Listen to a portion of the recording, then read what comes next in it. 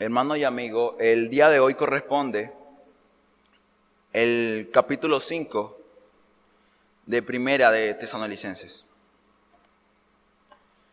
Si se da cuenta, es el último capítulo de la epístola que hemos estado estudiando o exponiendo los días domingos ya desde hace varios meses.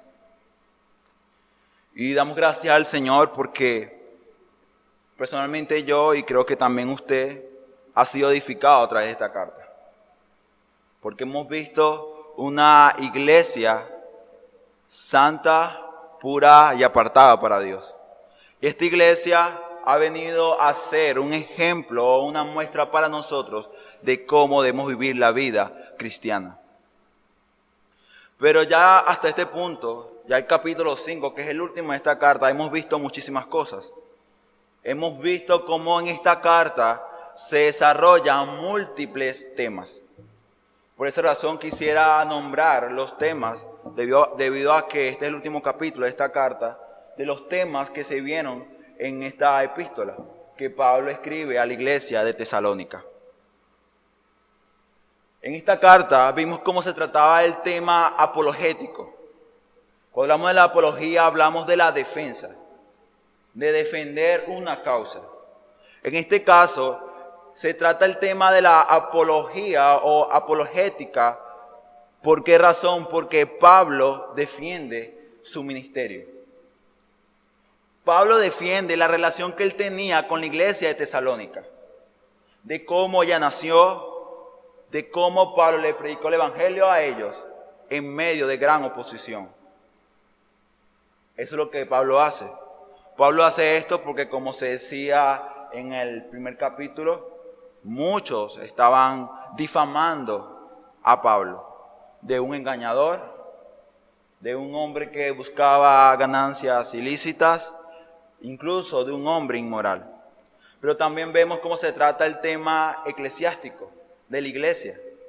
¿Por qué? Porque Pablo describe cómo esta iglesia fue creciendo, cómo esta iglesia nació. Describe la sana doctrina y la manera sana en la cual ellos vivían. También se trata el tema misionero. Cuando hablamos del misionero o de la misión, hablamos acerca de la proclamación del evangelio. Y esto es algo fundamental, porque si no hubiese sido por esto, nunca hubiese existido la iglesia de Tesalónica y mucho menos esta carta. También se trata el tema pastoral. Pablo se muestra a sí mismo como un ejemplo de lo que es un verdadero ministro del Señor. Un ejemplo en su amor para con los hermanos, un amor que proviene de arriba, y también su relación como pastor con sus ovejas, con su iglesia.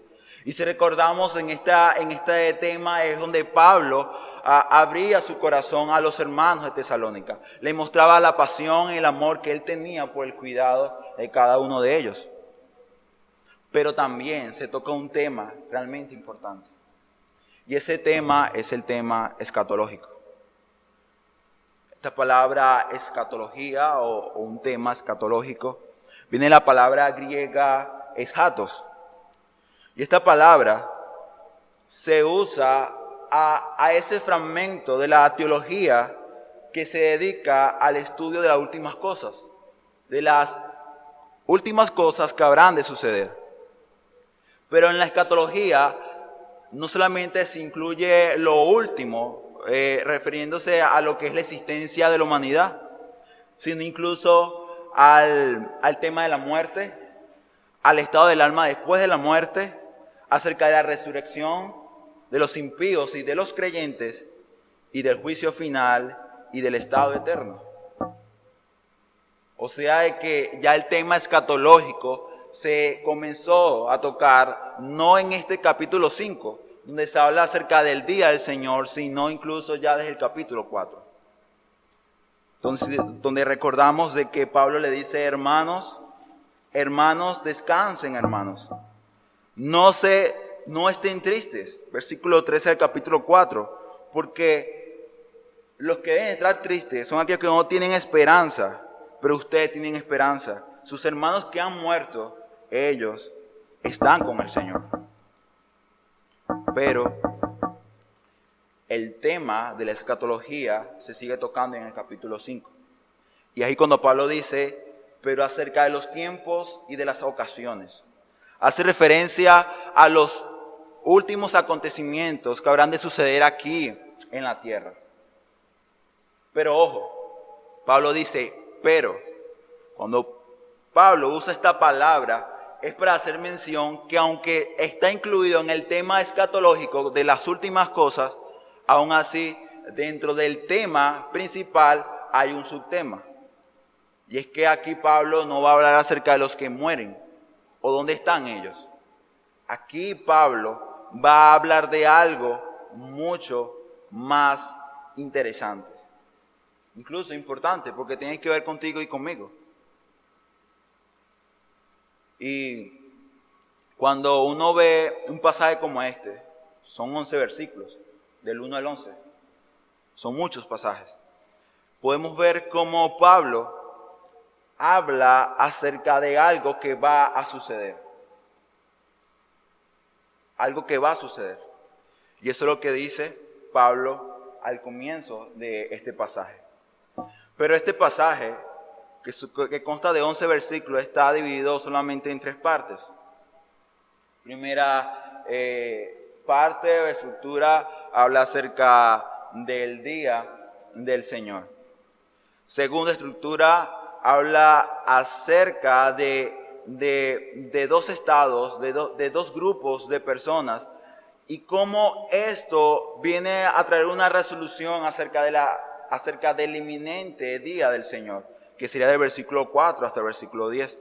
Y por último, que si se da cuenta algo parecido a cómo termina el capítulo 4, es el versículo 11, donde Pablo dice, alentaos y edificaos. Pablo aclara en la primera estrofa de que ellos conocían esto. Pablo dice, pero acerca de los tiempos y de las ocasiones no tenéis necesidad, hermanos, que yo os escriba. No hay necesidad, Pablo dice, no hay necesidad que yo se los diga. No hace falta. Pero ¿acerca de qué, Pablo? Acerca de qué tú dices que los hermanos conocen muy bien. Versículo 2 dice, acerca del día del Señor. Dice versículo 2, porque vosotros sabéis perfectamente que el día del Señor vendrá así como ladrón en la noche. Es curioso ver que Pablo le dice a los hermanos, ustedes ya saben acerca de esto. Ustedes lo conocen muy bien. Y es que esto lo que muestra es que de alguna manera el apóstol Pablo, a pesar de que estuvo muy poquito tiempo con ellos, Pablo dedicó tiempo para explicarle, para detallarles a ellos acerca de lo que era el día del Señor, de qué iba a acontecer ese día. Y Pablo dice, ustedes ya lo saben. Incluso mira lo que dice, vosotros lo sabéis perfectamente. Usted examina esa palabra perfectamente, tiene otro sinónimo como con exactitud, o sea, usted lo conoce muy bien. Pero, aún así Pablo se los dice. Pablo dice, ustedes saben muy bien esto, pero aún así se los voy a decir. Y dice que ustedes saben, hermanos, que el día del Señor vendrá.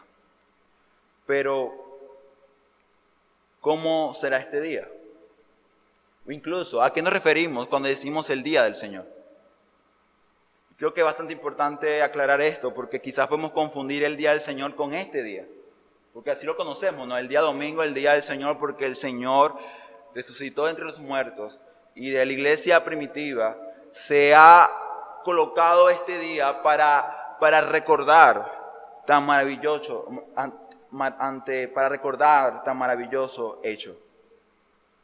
Pero aquí, cuando hace referencia al día del Señor, no hace referencia a este día, al día domingo. Hace referencia, como él dice en el versículo 1, acerca de los tiempos y de las ocasiones. Hace referencia a algo que va a suceder. Por lo tanto, no podemos pensar que el día del Señor se refiere a este día. Incluso, en el Antiguo Testamento también se hace alusión a esto, pero con otro título, otro nombre, y es el día de Jehová. En el Antiguo Testamento se usa este título o se describe el día de Jehová como el día de la consumación del reino de Dios y la destrucción de todos sus enemigos. En la palabra de Dios, en el Antiguo Testamento, se conoce este día como el día de la visitación. Se conoce como el día de la ira de Jehová.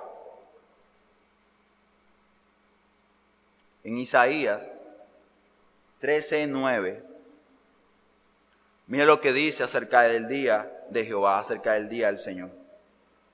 Dice, he aquí, el día de Jehová viene terrible, de indignación y ardor de ira, para convertir la tierra en soledad y raer de ella a sus pecadores. Escucho bien, es un día terrible. Es terrible este día. Y si todavía esta descripción no le convence, mire entonces lo que dice Sofonías en el capítulo 1, versículo 14. Dice que esto será un día grande, un día de ira, un día de angustia.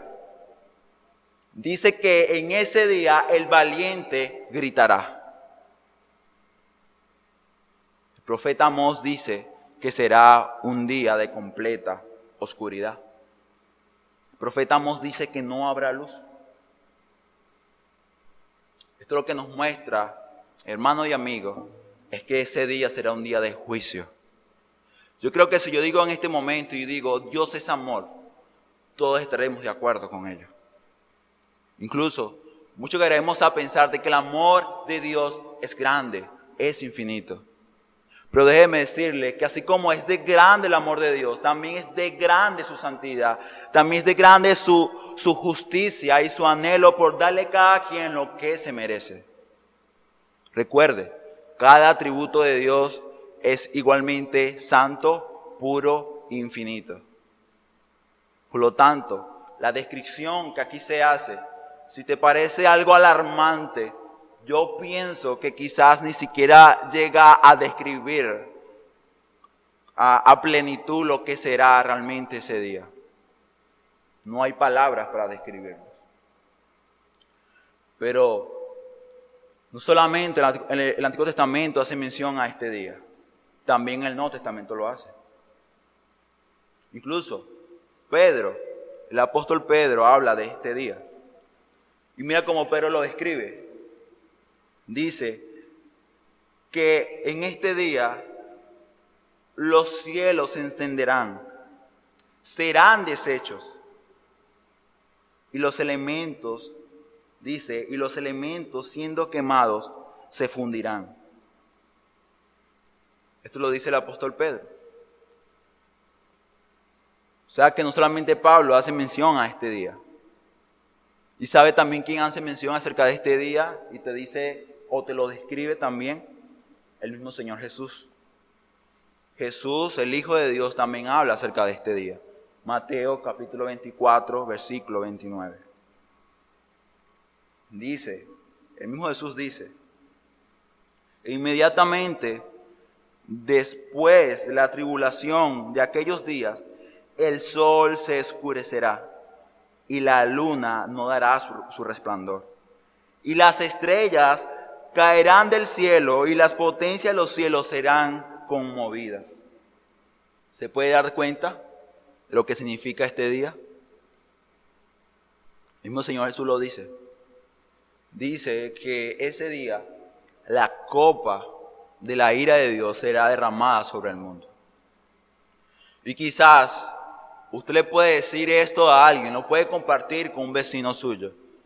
Y él se puede reír y puede decir, Dios va a hacer justicia. Si en este mundo hay tanta injusticia y Dios no ha hecho nada. La palabra del Señor, incluso el apóstol Pedro insiste y dice, el día del Señor vendrá. El Señor hará justicia. Lo que sucede es que el hombre no ha entendido. La palabra del Señor dice que las cosas o estas cosas no han sucedido porque el Señor es tardo para la ira. Pero no confunda el hecho de que Dios es tardo para la ira con el consentimiento de la vida pecaminosa del mundo. que Dios consiente eso. Dios no consiente el pecado porque, como dice su palabra, en Él no hay tinieblas. Solamente por misericordia y gracia el Señor es paciente.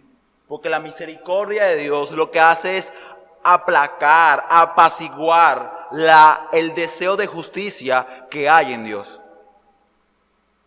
Usted sí puede ver ese equilibrio que hay en Dios. En Dios no hay contradicciones. Un atributo no confronta y detiene el otro. Eso no sucede en Dios. Y acerca de este día, el apóstol Pablo dice, ustedes lo conocen muy bien. Pero ¿cómo será este día? Pablo dice cómo será este día, o se lo menciona. Dice, vendrá como ladrón en la noche. Pablo te da una pequeña descripción de cómo sucederá este día, cómo vendrá este día.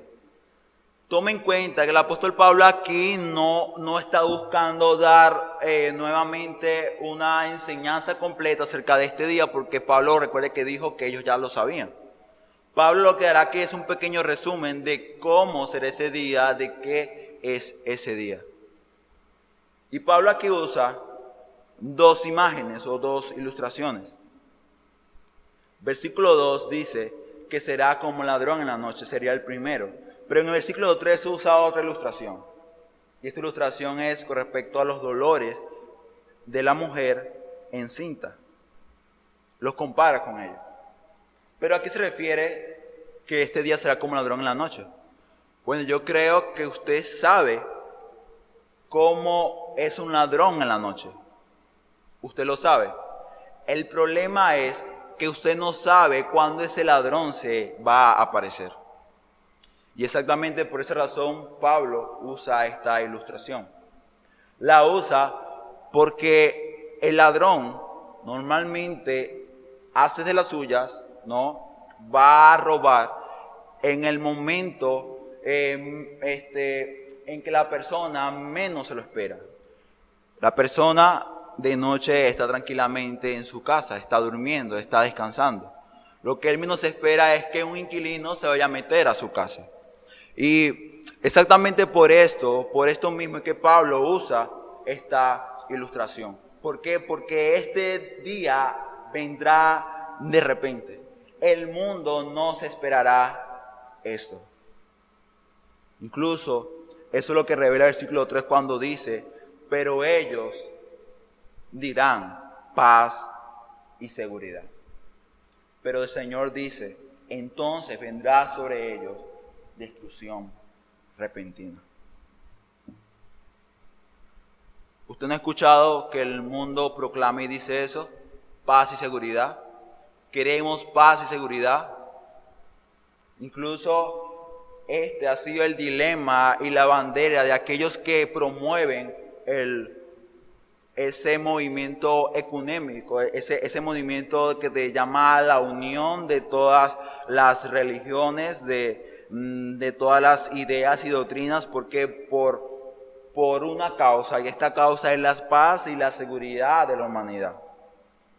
Incluso el Vaticano, la Iglesia Católica, ha comprometido muchas de sus doctrinas o enseñanzas que en otro tiempo defendían, porque por esta causa, por la paz y la seguridad. Pero déjeme decirle que aunque usted busque paz y seguridad en este mundo, será una paz y seguridad ficticia. No va a durar nada. Y lo interesante es que en los peores momentos, en esos momentos se irá paz y seguridad. Dese cuenta de que dice que en ese momento vendrá el día del Señor.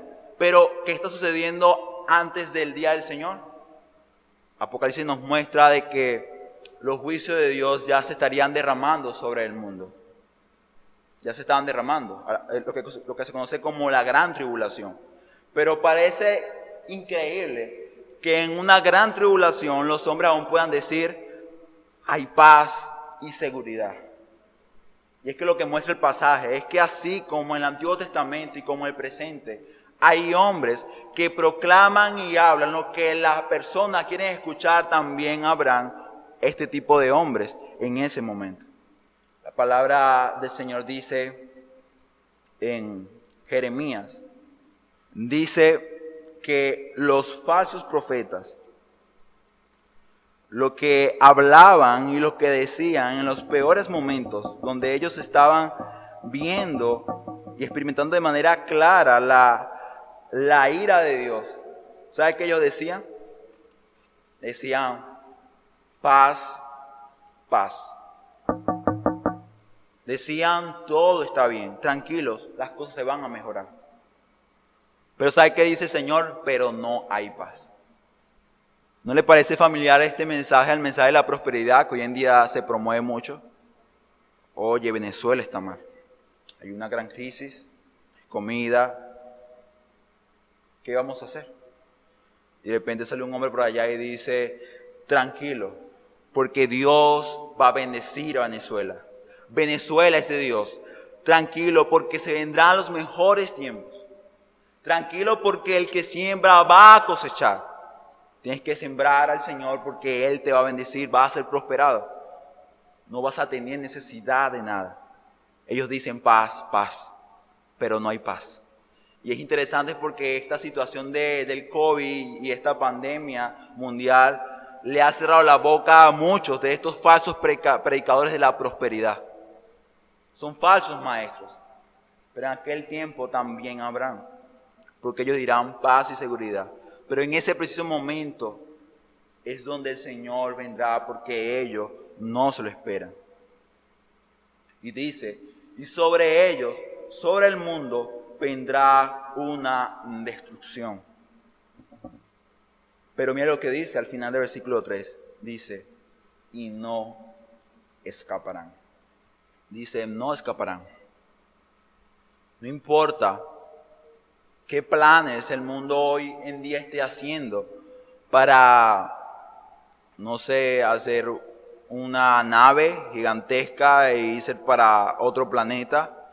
No importa los esfuerzos que los científicos hagan por tratar de conseguir otro planeta habitable, porque ellos están conscientes de que este mundo va a colapsar. Pero no importa y no va a valer para nada esos intentos del hombre por escapar de la inminente ira de Dios, porque el Señor dice, no escaparán. Porque este día será el día de Dios para hacer justicia. Y esto no escaparán. Te conecta con la segunda ilustración. Y la segunda ilustración hace referencia a una mujer que tiene dolores de parto cuando está encinta. En verdad yo no sé, ni tampoco sabré el dolor que las mujeres sienten cuando dan a luz. No lo sé. Incluso le doy gracias a Dios que no soy mujer, ¿no? Porque no tampoco sabré qué es esto, pero las mujeres dicen que es un dolor bastante fuerte, bastante intenso. Es un dolor que comienza a ser, en muchos casos, un poco suave, no tan fuerte, pero este dolor es un dolor progresivo porque cada momento, cada segundo que pase se hace muchísimo más fuerte.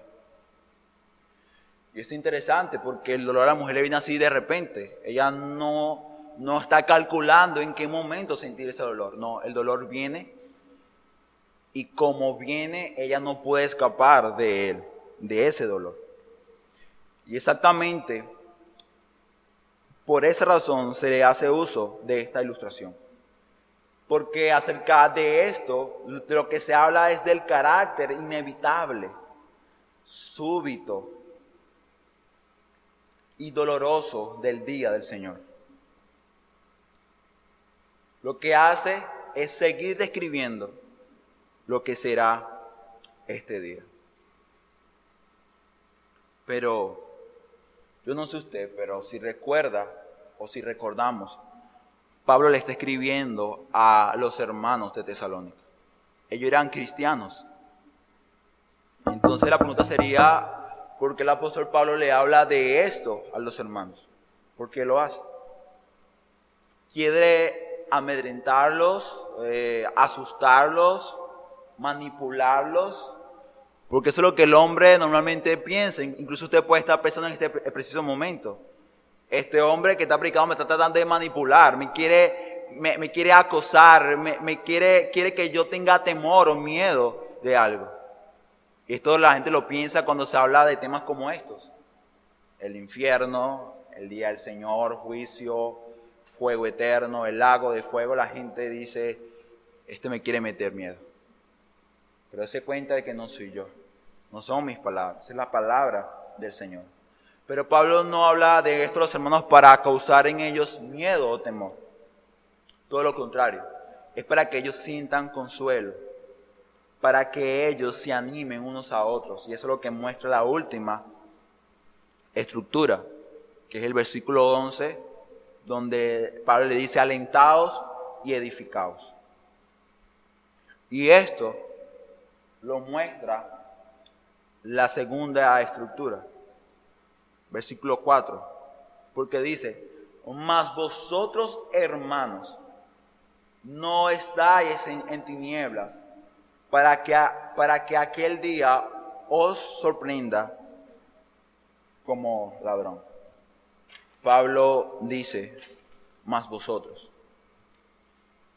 Yo no sé si usted se dio cuenta de que cuando se hablaba en el versículo 2 y 3 acerca de este día del Señor, acerca de este día de ira, Pablo habla en tercera persona, como que si esto fuera un grupo de personas ajenas a lo que son ellos.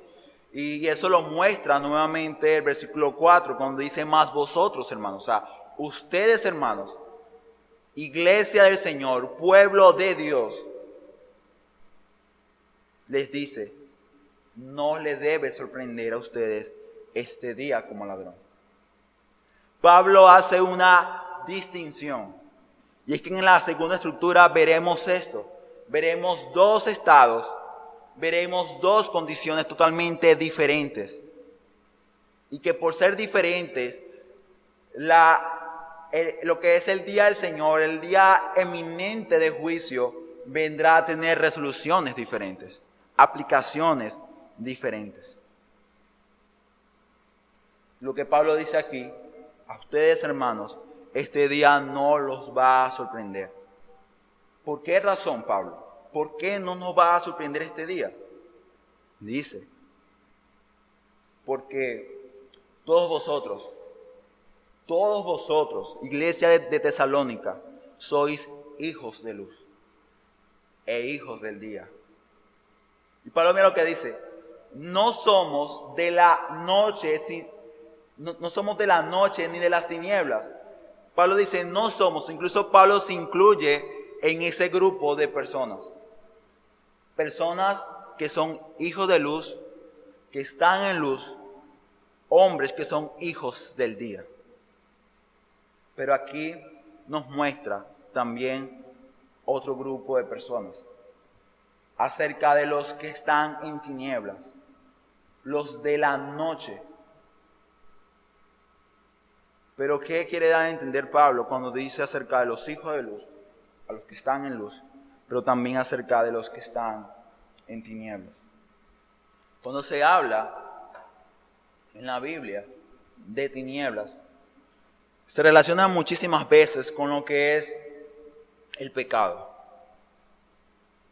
Se refiere o hace referencia a una vida de pecado, a un hombre que peca, y no solo que peca, sino que se deleita en el pecado.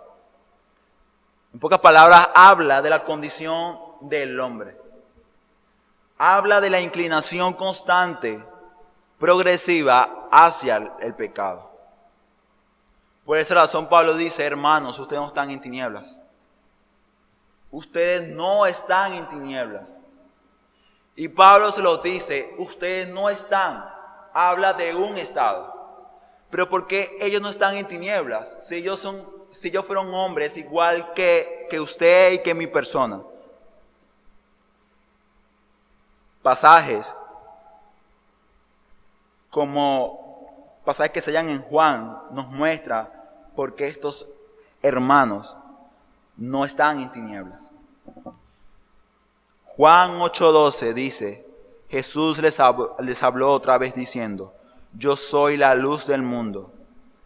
El que me sigue no andará en tinieblas, sino que tendrá la luz de vida. Dice Juan 12:46, yo, la luz, he venido al mundo para que todo el que cree en mí no permanezca en tinieblas. Estos pasajes lo que muestran es que el mundo está en tinieblas. El mundo está bajo pecado.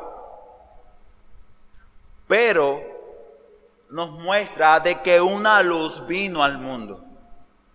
Y esta luz no es otra luz que el Señor Jesucristo. Él dice, yo soy la luz del mundo. Por lo tanto, si los hermanos de Tesalónica no estaban en tinieblas, sino en luz, es porque ellos habían aceptado la obra redentora, salvadora del Señor Jesucristo. Porque como dice el versículo 12, el capítulo 8 de Juan, los que anden y siguen a Jesús, ellos tendrán luz de vida. Por lo tanto, creo que se dé cuenta, es una distinción clara y radical. Los que están en tinieblas y los que están en luz. Muchas veces nosotros tratamos de hacer o crear otro grupo de personas que son como, digamos, una transición o una mezcla de las dos cosas. Bueno, un poquito de luz, un poquito de tinieblas, y eso no es bíblico. ¿Eres hijo de luz o eres hijos de las tinieblas? Y cuando aquí Pablo le dice a los hermanos, ustedes son hijos de luz, ¿sabe a qué hace referencia? A que ellos son hijos de Dios, porque Dios es luz. Juan capítulo 1, versículo 5 nos dice, Dios es luz y en Él no hay tinieblas. En Él no hay tinieblas. Por lo tanto, es imposible que una persona diga, yo soy luz, yo soy hijo de Dios, yo soy cristiano, pero no ande en la luz. Ser cristiano no es simplemente decir lo soy. Ser cristiano es mostrarlo con una vida santa y apartada de las tinieblas, del pecado.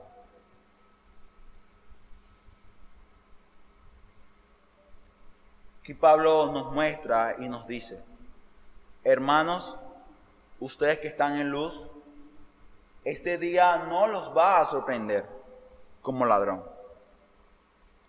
¿Por qué, hermanos? Porque nosotros que somos del día, no debemos dormir, sino estar sobrios. Pablo dice en el versículo 6 al 8, de que si usted piensa y dice que está en la luz, que es luz, entonces eso tiene ciertas resoluciones o ciertas aplicaciones que usted debe tomar en su vida y que deben ser visibles a los hombres. Pablo dice, por tanto, versículo 6, no durmamos como los demás, sino velemos y seamos sobrios. Pablo dice en el versículo 6, hermanos, no debemos dormir. ¿Por qué? Porque el versículo 7 dice, porque los que duermen de noche duermen, y los que se embriagan de noche se embriagan. Ciertamente normalmente en este mundo los hombres se embriagan, toman mucho licor y duermen de noche. Las personas acostumbran a hacer esto. Pero el pasaje no usa esto para hacer alusión de manera literal acerca de esto, acerca de dormir, de acostarte. ni tampoco para hacer mención a alguien que está emborrachada, que está afectada por el alcohol. Pablo usa la forma del que duerme haciendo referencia a algo. Y esa es la indiferencia que el hombre tiene acerca de las cosas espirituales. La palabra dormir o alguien que duerme se usa muchísimo en la Biblia, pero tiene 3 diferentes aplicaciones. La primera se puede referir a los que literalmente lo hacen. Alguien que se ha acostado en cama y está descansando, está durmiendo. También hay otra aplicación y se refiere a los que mueren. Y si vamos al capítulo 4, hallaremos un ejemplo acerca de los que mueren, acerca de los que duermen. Pero también hay una última aplicación acerca de esto de los que duermen o están dormidos. Y es la que se halla en el versículo 6, acerca de la indiferencia que el hombre tiene hacia lo espiritual. Y esta indiferencia, ¿sabe a qué lo lleva? Lo lleva a deleitarse y amar lo que ama el pecado. Y por eso Pablo usa la ilustración acerca de los que se embriagan. Habla acerca de la disolución en la cual se halla todo hombre. Recuerden lo que dice Jesús: el que comete pecado, el que practica el pecado, es esclavo del pecado. Pero Pablo le dice a los hermanos: hermanos, ustedes no deben ser indiferentes a esto. Hermanos, ustedes deben velar, deben estar atentos y deben ser sobrios. La palabra sobrios, Pablo la usa en el versículo 6, pero también la usa nuevamente en el versículo 8. Cuando habla acerca de la sobriedad, hace referencia al dominio propio. Hace referencia a aquel objeto o instrumento que se le coloca a los caballos para poder dominarlos.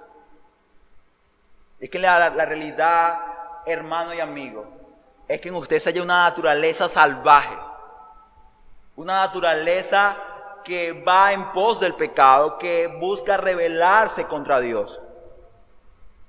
Y Pablo entendía muy bien esto.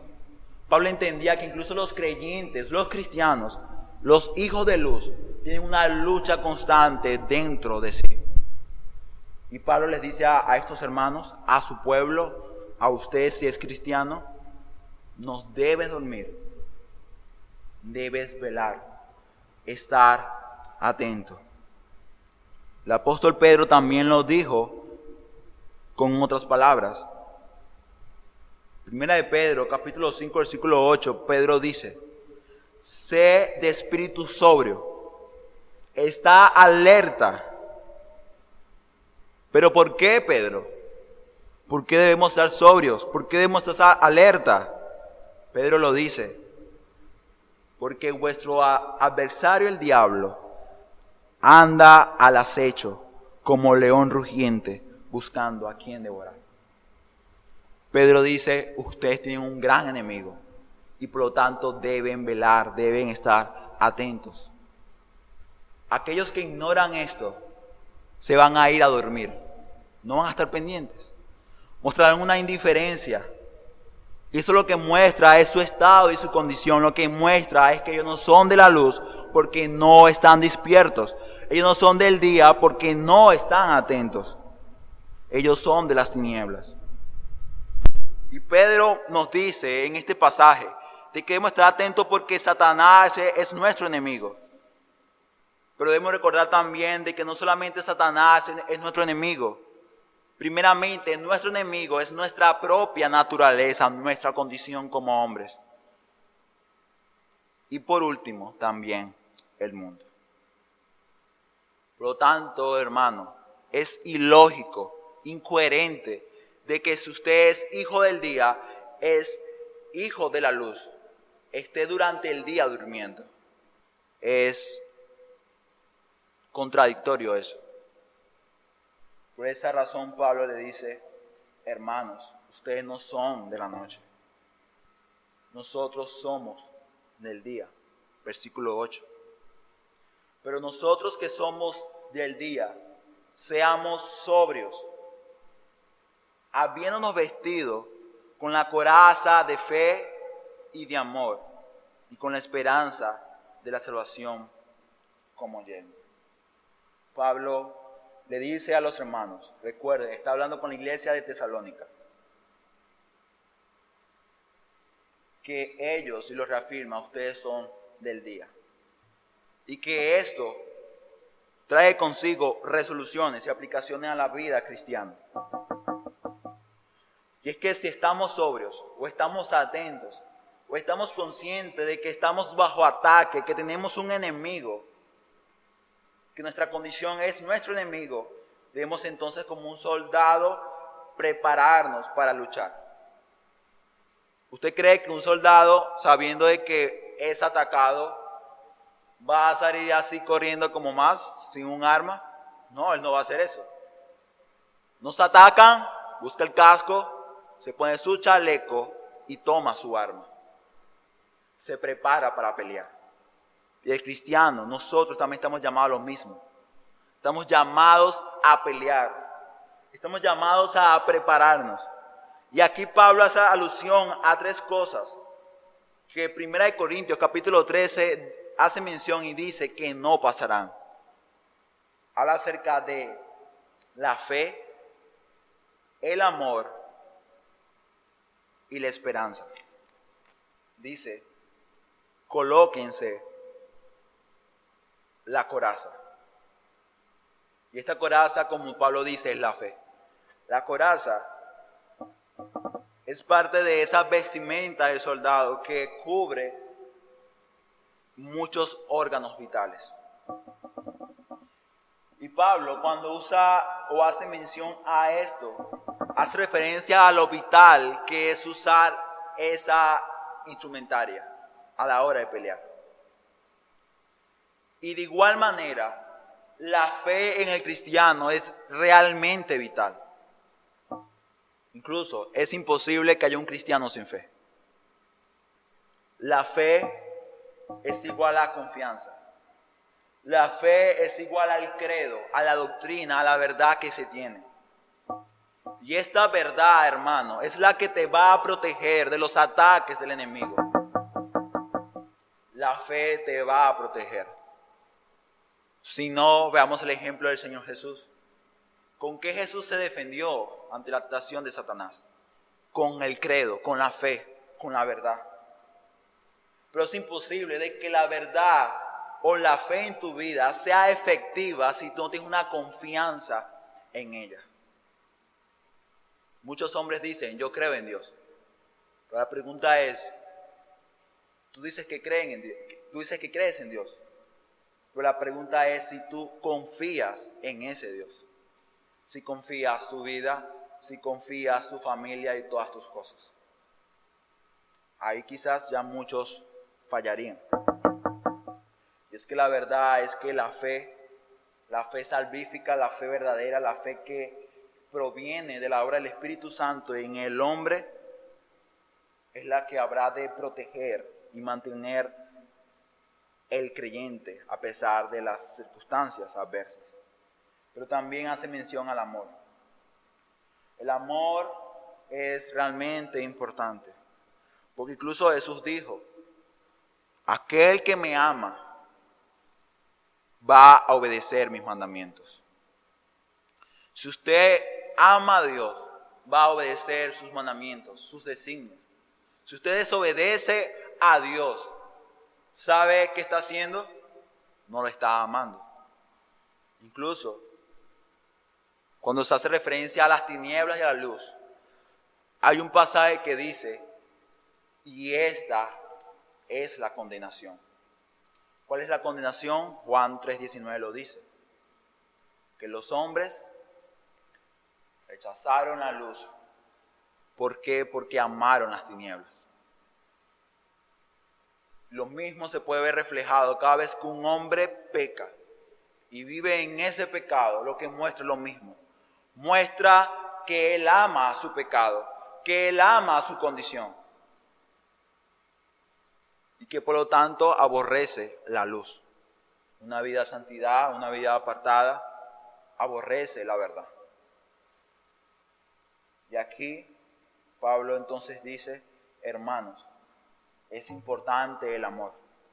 Pero este amor, como se vio en las exposiciones anteriores o predicaciones anteriores de esta carta, ese amor proviene solamente de Dios. Es imposible que usted dé algo que no tiene. Para dar este amor, para amar realmente a Dios, primero Dios tuvo que haber derramado su amor sobre usted, para poder así dar algo que sí tiene. Pero por último, hace mención a la esperanza. La esperanza es realmente importante. Es tan importante que incluso el hombre no creyente la considera de que da vida. Que la esperanza da vida al hombre, lo mantiene con vida. Y una persona, un hombre, llegó a esta conclusión. Cuando este hombre se preguntó y dijo, ¿pero por qué razón? Si la mayoría de esos judíos, recuerden, el holocausto, estaban bajo las mismas condiciones, precarias. Muchos de ellos no tenían una buena alimentación, eran afligidos. De igual manera, porque entonces solamente algunos salieron de esto con vida. Ella se hizo esta pregunta a esta persona y comenzó a investigar, a analizar, y la conclusión que ella llegó fue esta: que aquellos que habían salido de eso con vida eran personas con esperanza. Eran personas que, aunque estaban en los peores momentos, ellos esperaban el poder salir de ese lugar, regresar con su familia y poder hacer aquellos que ellos en otro momento se habían determinado a hacer. Ahora imagínense ustedes, una esperanza como esta, que nace del corazón del hombre, en cierta manera puede mantener al hombre con vida. Incluso quizá la esperanza sea el motor de su vida, porque usted hace lo que hace confiando que algún día el país se va a mejorar, de que todo va a estar mejor, de que sus hijos van a regresar. Esto le da fuerza para continuar. Entonces ahora imagínense la esperanza que se halla en la gracia del Señor Jesús. Es una esperanza sin límites. Es una esperanza verdadera, una esperanza firme. Yo puedo estar aquí, puedo esperar y tener esperanza de que el día de mañana voy a ser un ingeniero o un licenciado, pero la realidad es que puede ser posible, como también no puede ser posible. Pero la esperanza que se halla en la verdad o en la gracia de Dios es segura. Es inconmovible. Por esa razón la esperanza, de la cual hace mención Pablo, y dice que es el yelmo, abarca los últimos versículos de esta escritura. Versículos 9 y 10. Pero también el versículo 11, porque explicaría por qué razón ellos tienen consolación y gozo, a pesar de que este día es un día de juicio. Pablo dice, hermanos, deben tener esperanza. ¿Saben por qué? ¿Por qué debe haber esperanza en ustedes? ¿Por qué deben tener sus corazones llenos de gozo y alegría? El versículo 9 lo dice, porque no nos ha puesto Dios para ira, sino para alcanzar salvación por medio de nuestro Señor Jesucristo.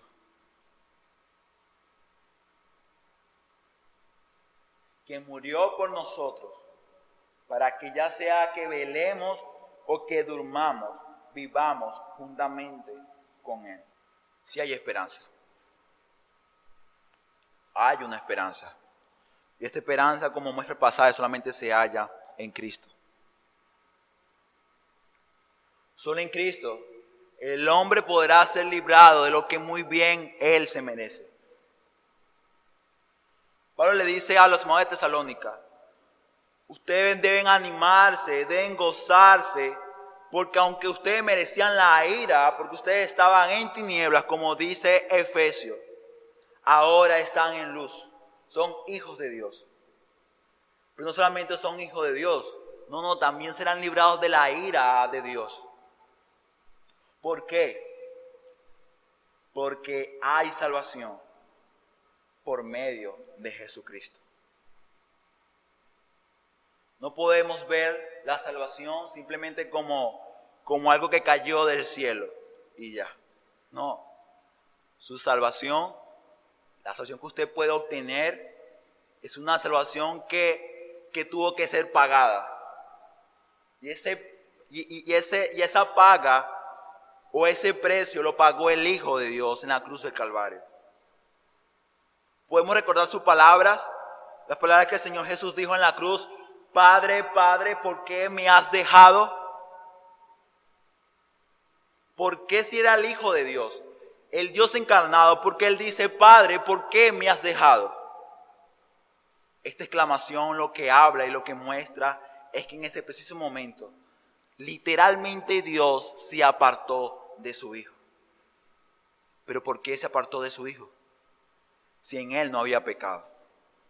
Se apartó de su Hijo fue porque Él estaba cargando su pecado y mi pecado. Porque Él estaba sufriendo la ira de Dios. La ira que usted y que mi persona se merece por nuestra condición.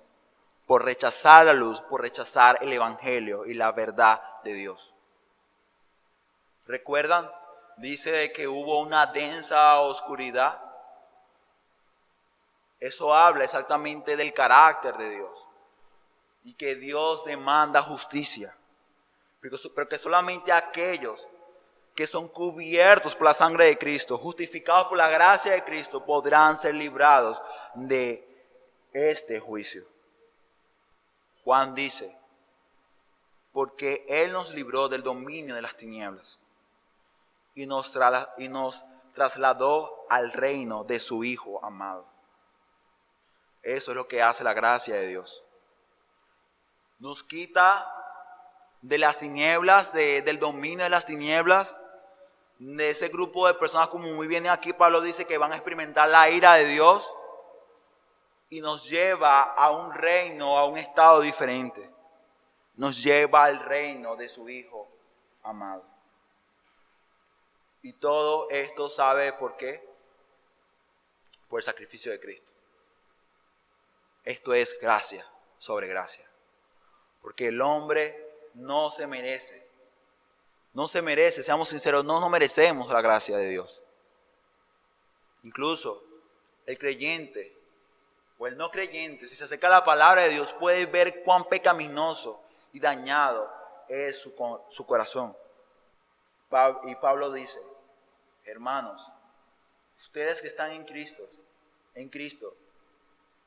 en la salvación que Él otorga, ustedes deben gozarse, animarse unos a otros, versículo 11, y edificarse.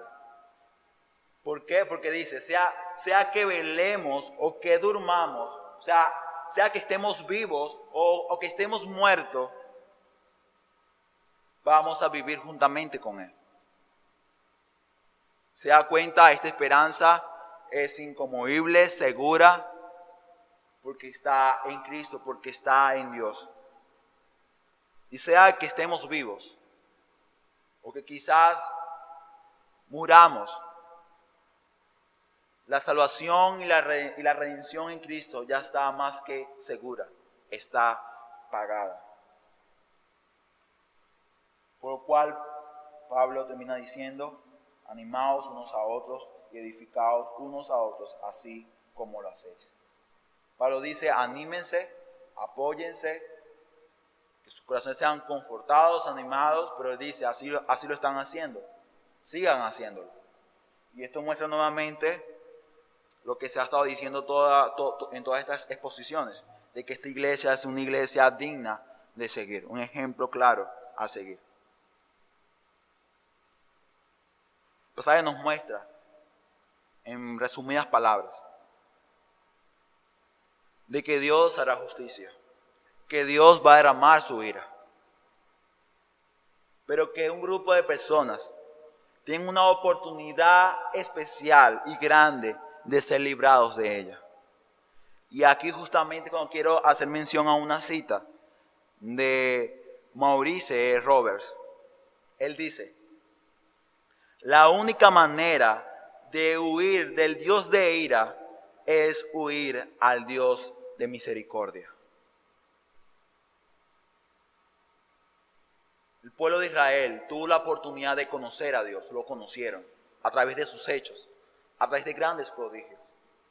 La iglesia hoy tiene la oportunidad de conocer a Dios a través de su palabra. Pero también el mundo tendrá la oportunidad de conocer a Dios. Pero lamentándolo mucho, en ese día, donde Apocalipsis dice, y todo ojo lo verá, no van a conocer a un Dios de misericordia, a un Dios de gracia, no, conocerán a un Dios de ira y de justicia. Por lo tanto, ese día no será un día de arrepentimiento, no será un día de salvación, no.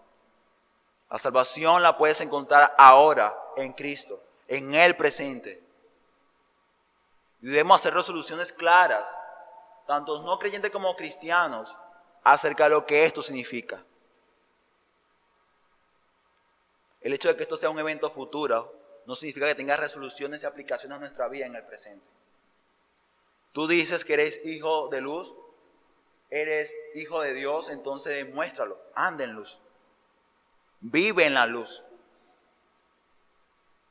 Apasionate por glorificar y exaltar el nombre de Dios con tu vida y apártate del pecado.